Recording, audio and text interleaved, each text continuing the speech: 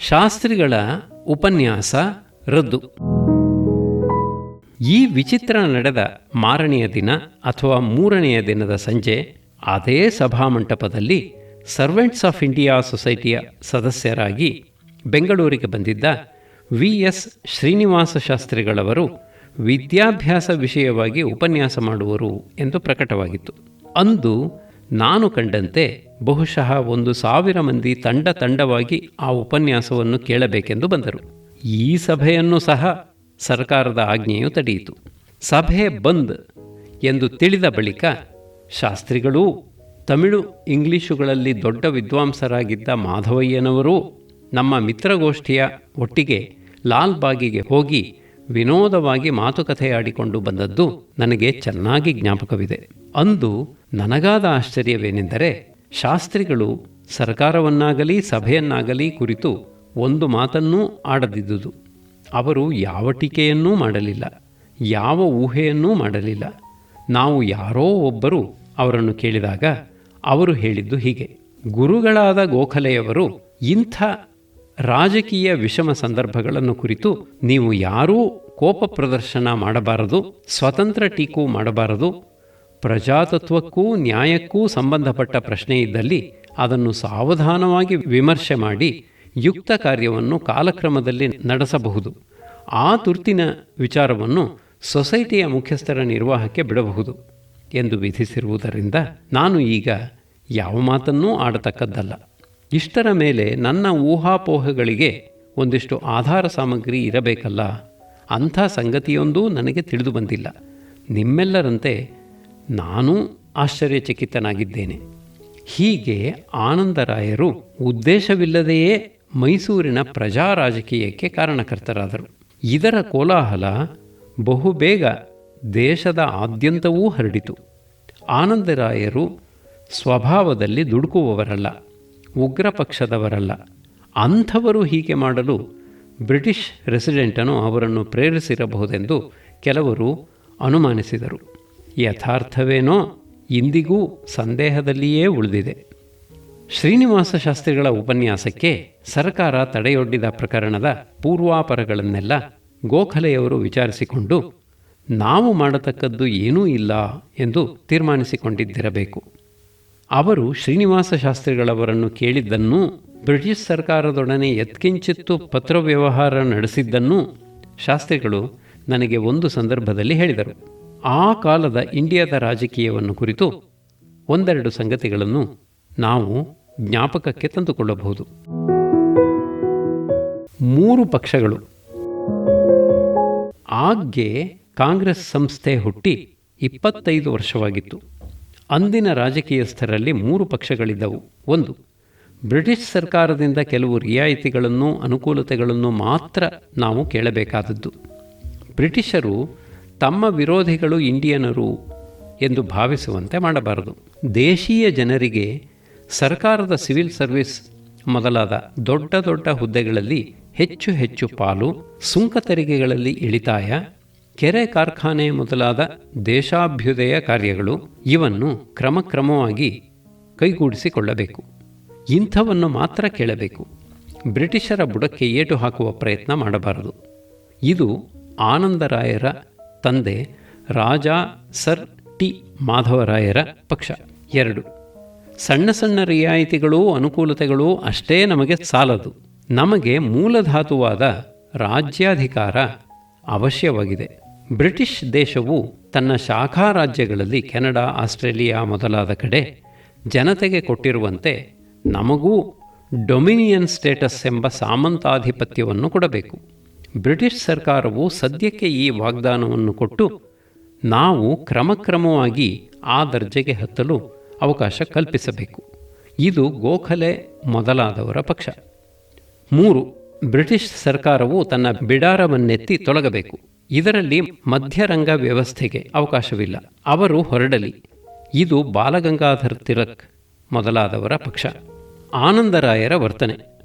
ಹೀಗಿರುವಲ್ಲಿ ಆನಂದರಾಯರವರು ತಮ್ಮ ತಂದೆಯ ಪಕ್ಷಕ್ಕೆ ಸೇರಿದವರಾಗಿ ಎರಡನೆಯ ಪಕ್ಷದಲ್ಲಿ ಸಹಾನುಭೂತಿ ಇಲ್ಲದಿದ್ದ ಕಾರಣದಿಂದ ಗೋಖಲೆಯವರ ಶಿಷ್ಯರಾದ ಶ್ರೀನಿವಾಸ ಶಾಸ್ತ್ರಿಗಳ ವಿಷಯದಲ್ಲಿ ಪ್ರತಿಕಕ್ಷಿಯಂತೆ ನಡೆದುಕೊಂಡರೆ? ಹೀಗೆಂದು ಹೇಳಲು ನಾವು ತೋರಿಸಬಹುದಾದ ರುಜುವಾತು ಯಾವುದೂ ಇಲ್ಲ. ದಿವಾನ್ ಆನಂದರಾಯರ ನಡವಳಿಕೆಯ ವಿಷಯದಲ್ಲಿ ಸಾಧ್ಯವಿರುವ ಊಹೆಗಳು ಹೀಗೆ: 1. ಅವರು ಮಹಾರಾಜರ ಪ್ರೇರಣೆಯಿಂದ ಹಾಗೆ ನಡೆದಿರಬಹುದು. 2. ಬ್ರಿಟಿಷ್ ರೆಸಿಡೆಂಟನ ಪ್ರೇರಣೆಯಿಂದ ಹಾಗೆ ನಡೆದಿರಬಹುದು. 3. ಬ್ರಿಟಿಷರ ಮನೋಗತವನ್ನು ತಾವೇ ಊಹಿಸಿಕೊಂಡು ಹಾಗೆ ನಡೆದಿರಬಹುದು. 4. ಮಹಾರಾಜರ ಸಂಪೃಕ್ತಿಯೂ ಬ್ರಿಟಿಷರ ಸಂಪೃಕ್ತಿಯೂ ಎರಡೂ ಇಲ್ಲದೆ ತಮ್ಮ ಸ್ವತಂತ್ರ ನಿರ್ಣಯದಿಂದ ಹಾಗೆ ನಡೆದಿರಬಹುದು. ನನಗೆ 3/4ನೆಯ ಊಹೆಗಳು ಸರಿ ಎಂದು ತೋರುತ್ತದೆ. ಮಹಾರಾಜರನ್ನು ಈ ವಿಷಯಕ್ಕೆ ಗಂಟು ಹಾಕಲು ಕೊಂಚ ಮಾತ್ರವೂ ಕಾರಣ ತೋರುವುದಿಲ್ಲ. ಬ್ರಿಟಿಷ್ ರೆಸಿಡೆಂಟನು ಸಹ ಈ ವಿಚಾರಕ್ಕೆ ತಾನಾಗಿ ಕೈ ಹಾಕಿರಲಾರ. ಗೋಖಲೆಯವರೂ ಶ್ರೀನಿವಾಸ ಶಾಸ್ತ್ರಿಗಳವರು ಬ್ರಿಟಿಷ್ ಇಂಡಿಯಾದವರು. ಬ್ರಿಟಿಷ್ ಇಂಡಿಯಾದಲ್ಲೇ ರಾಜಕೀಯ ಚಳುವಳಿಗೆ ಹೇರಳವಾಗಿ ಅವಕಾಶವಿತ್ತು. ಅಲ್ಲಿಯ ಸರಕಾರ ತಡೆ ಹಾಕದೇ ಬಿಟ್ಟಿರುವ ವಿಷಯದಲ್ಲಿ ಮೈಸೂರಿನ ರೆಸಿಡೆಂಟನು ಏಕೆ ಕೈ ಹಾಕಿರಬೇಕು? ಬ್ರಿಟಿಷ್ ಸರ್ಕಾರವನ್ನು ವಿರೋಧಿಸದೆ ಸುಮಾರಾಗಿ ವಾದ ಮಾಡಿ ಅವರ ಪ್ರಸನ್ನತೆಯಿಂದ ಅನುಗ್ರಹ ಸಂಪಾದಿಸಬೇಕೆಂದಿದ್ದವರು ಆನಂದರಾಯರ ತಂದೆ ಸರ್ ಟಿ ಮಾಧವರಾಯರು.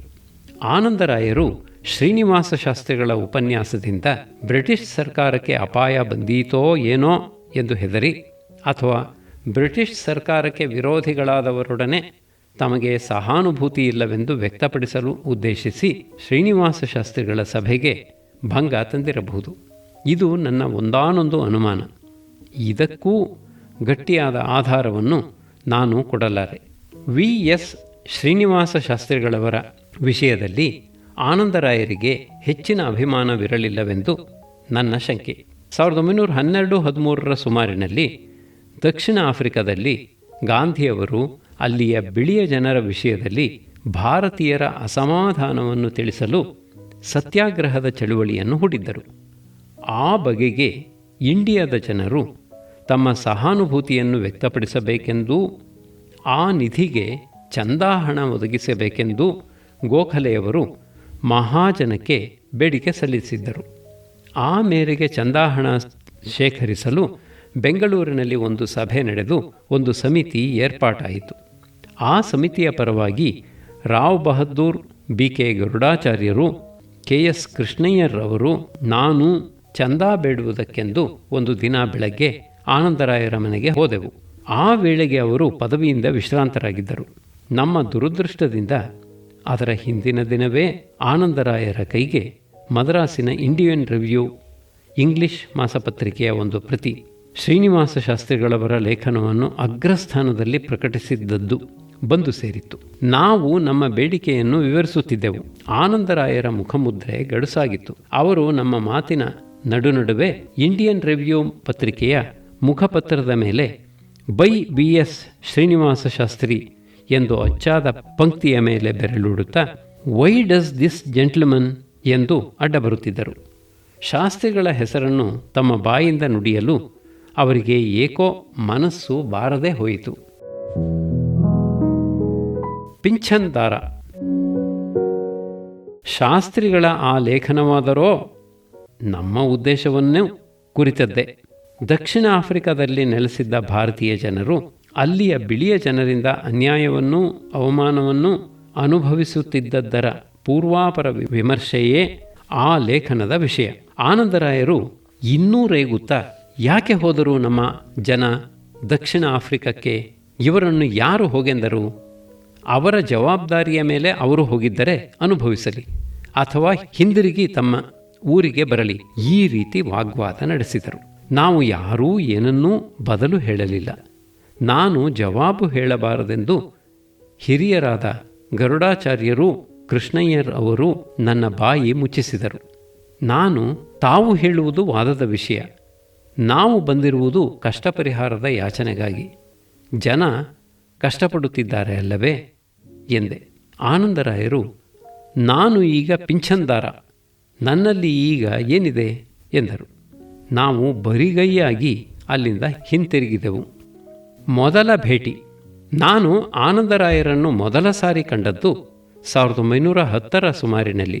ನನ್ನ ದಿವಾನ್ ರಂಗಾಚಾರ್ಲು ಪುಸ್ತಕದ ವಿಷಯದ ಬಗೆಗೆ ಅವರ ಸಲಹೆಯನ್ನು ಬೇಡುವುದಕ್ಕಾಗಿ. ಆ ಪ್ರಕರಣವನ್ನು ಬೇರೆ ಕಡೆ ಹೇಳಿದ್ದೇನೆ. ಆಗ ಆನಂದರಾಯರು ನನ್ನನ್ನು ಬಹು ಅಭಿಮಾನದಿಂದ ಕಂಡದ್ದಲ್ಲದೆ ಹೀಗೆ ಹೇಳಿದರು: ನಿನ್ನ ಪುಸ್ತಕವನ್ನು ಓದಿಸಿ ಕೇಳಿದೆ, ಸಂತೋಷಪಟ್ಟಿದ್ದೇನೆ. ಈ ಪುಸ್ತಕದ ಮುದ್ರಿತ ಪ್ರತಿಗಳು ಸಿದ್ಧವಾದ ಕೂಡಲೇ ಮೊದಲನೆಯ 100 ಪ್ರತಿಗಳನ್ನು ಬಿಲ್ ಸಹಿತವಾಗಿ ನನಗೆ ಕಳುಹಿಸತಕ್ಕದ್ದು. ಆಗ ನನ್ನ ಬಿಲ್ಲಿನಂತೆ ಅವರು ಕೊಟ್ಟ ಮೊಬಲಗೇ ನನಗೆ ಮೊದಲು ಗ್ರಂಥಲೇಖನದಿಂದ ಬಂದ ಆದಾಯ. ಅದು ಆ ಗ್ರಂಥದ ಮುದ್ರಣಕ್ಕಾಗಿ ನಾನು ಪತ್ರ ಬರೆದು ಕೊಟ್ಟು ಮಾಡಿದ್ದ ಸಾಲದ ಕೊಂಚ ಭಾಗವನ್ನು ತೀರಿಸಲು ವಿನಿಯೋಗವಾಯಿತು.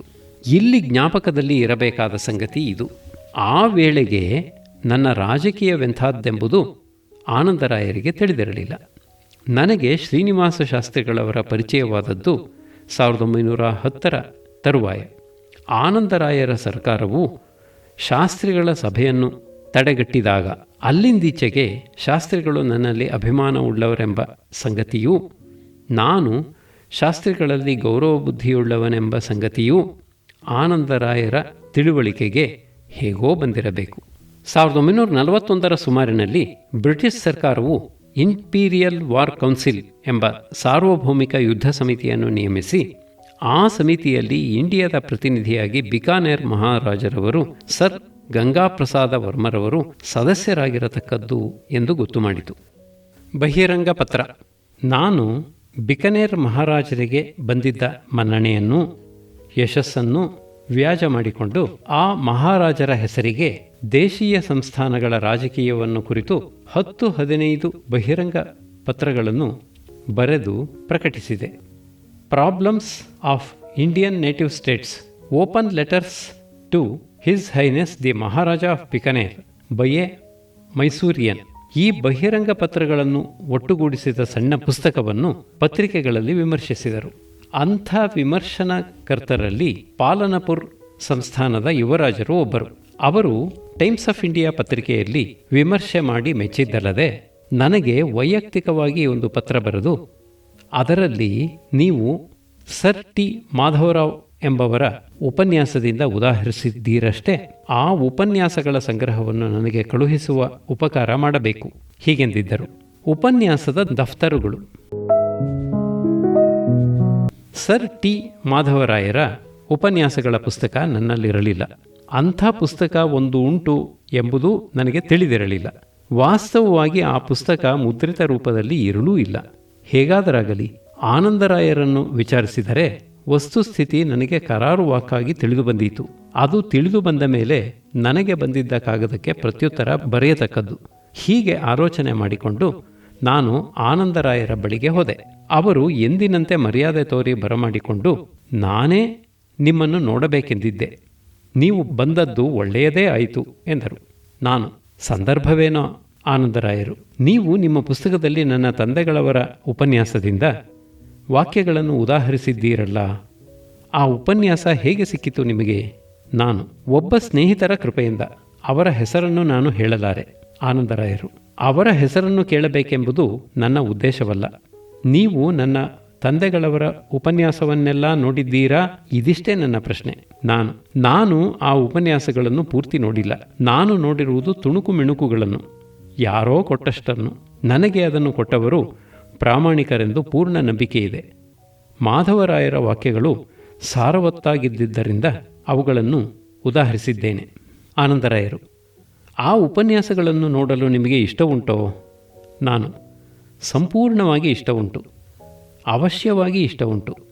ಆದರೆ ಅದಕ್ಕೆ ದಾರಿ ಕಾಣದಿದ್ದೇನೆ. ಆನಂದರಾಯರು, ನಾನು ಅದನ್ನು ನಿಮಗೆ ನೋಡಲು ಕೊಟ್ಟೇನು. ಅವು ಒಟ್ಟು 24-25 ಉಪನ್ಯಾಸಗಳು. 12 ಉಪನ್ಯಾಸ ಸರ್ವಸಾಮಾನ್ಯವಾದ ರಾಜ್ಯಶಾಸ್ತ್ರದ ಮೂಲತತ್ವಗಳು, ರಾಜ್ಯವೆಂದರೇನು, ಅದರ ರಚನೆ ಹೇಗಿರಬೇಕು ಇವನ್ನು ಕುರಿತವು. ಇದು ಮೊದಲ ಭಾಗ. ಎರಡನೆಯ ಭಾಗದಲ್ಲಿ ಆಡಳಿತದ ವಿಚಾರ. ಇದು 12 ಉಪನ್ಯಾಸಗಳು. ಇದರಲ್ಲಿ ಸರ್ಕಾರದ ನಾನಾ ಇಲಾಖೆಗಳು, ಅವುಗಳ ರಚನೆ, ಉದ್ದೇಶಗಳು, ಕಾರ್ಯಕ್ರಮಗಳು, ಹೀಗೆ ವಿಷಯವನ್ನು ವಿಂಗಡಿಸಿಕೊಂಡು ಬರೋಡದ ಮಹಾರಾಜರಿಗೆ ಕೊಟ್ಟ ಉಪನ್ಯಾಸಗಳು ಅವು. ಇಲ್ಲಿ ನೋಡಿ, ಆ ಉಪನ್ಯಾಸಗಳನ್ನು ಈ 2 ಕಟ್ಟುಗಳಲ್ಲಿ ಬರೆಯಿಸಿಟ್ಟಿದ್ದೇನೆ. ಹೀಗೆ ಹೇಳುತ್ತಾ 2 ದೊಡ್ಡ ದೊಡ್ಡ ದಫ್ತರುಗಳನ್ನು ನನ್ನ ಮುಂದಿಟ್ಟರು. ನಾನು ಆ ದಫ್ತರುಗಳನ್ನು ಕೈಗೆ ತೆಗೆದುಕೊಂಡು ನೋಡಿದೆ. ದಪ್ಪವಾದ ಬಿಳಿಯ ಫುಲ್ಸ್ಕೇಪ್ ಕಾಗದದ ಮೇಲೆ ವಿಶದವಾದ ಕೈಬರಹದಲ್ಲಿ ಯಾರೋ ಅದನ್ನು ಬರೆದಿದ್ದರು. ನಾನು, ಇದು ನನ್ನ ಪಾಲಿಗೆ ದೊಡ್ಡ ಭಾಗ್ಯ.